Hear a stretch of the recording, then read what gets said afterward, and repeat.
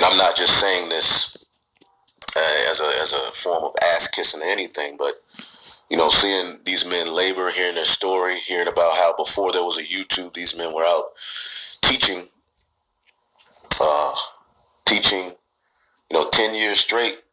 All right, no cameras, no fruit. All right, before they decided to put their videos up on YouTube, it's inspiring, and it's something. Even if us brothers who learned up under them are separated from them, we should always keep in mind, all right, that we entered into men's labor. All right, but then you've had particular men come amongst us, learn from those men, and then once they separated, they took the road of disrespect. All right, and now you see in these times, the apostles are being called old and wore out and played out. Which in the law itself, because I typed in these scriptures, because overall it's basically what I wanted to go into is taking the humble route and focusing on the word. All right, is far above the praises of men and the high road that men are taking in this time.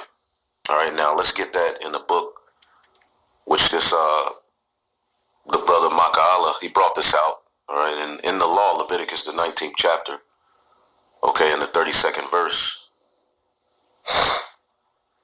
I thought I had internet connection. Anyway, in the 32nd verse,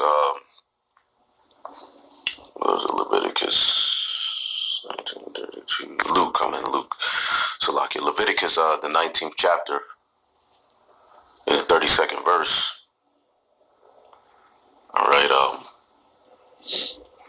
it says, "Thou shalt rise up before the hoary head, all right, and honor the face of the old man, and fear thy God. I am the Lord." Now, I loaded a video yesterday, where the Apostle Gabar is edifying on, the book of Hebrews, who wrote it, which is edification, and a dude comes on, calling him old, saying this dude is 60 years old. He's defending the man. And when we're defending Paul, we're defending the gospel, because Peter himself, who was the head of the circumcision, all right, there's no scripture of him saying Paul's writings are off. So why would we?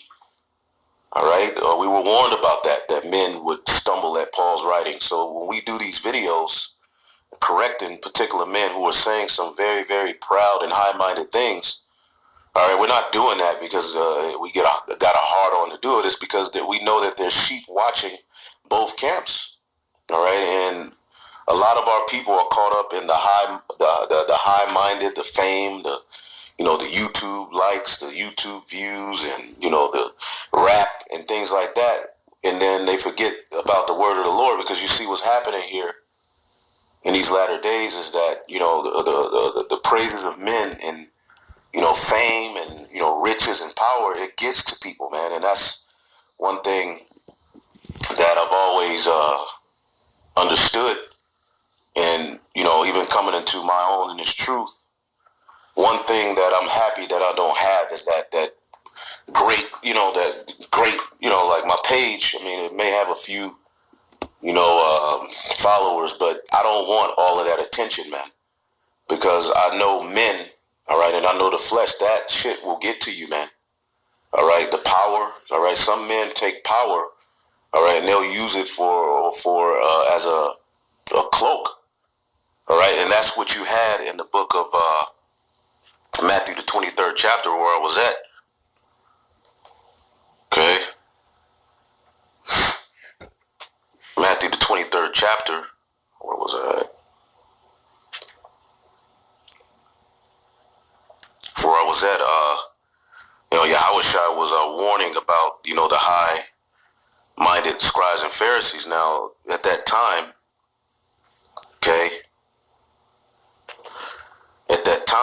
when you read this chapter, these scribes and Pharisees and, men who, had the praises of men, they were called rabbi and all of these various different things.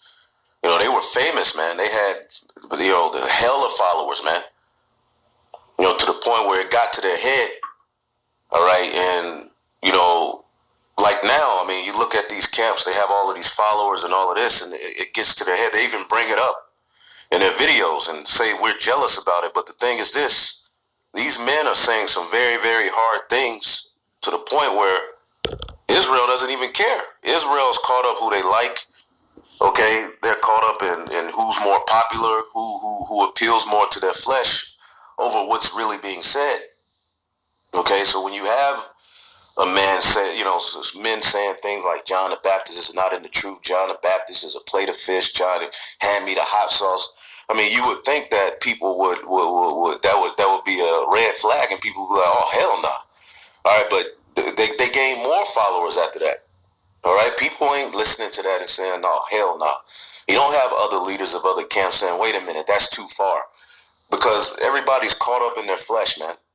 No one's really serious. Not, I'm not saying no one, but, and that's where, Great Millstone gets annoying, because we're willing to put our neck on the line as a sacrifice and say something about these things. You can't just say John the Baptist fell out of the truth when that was, his humility.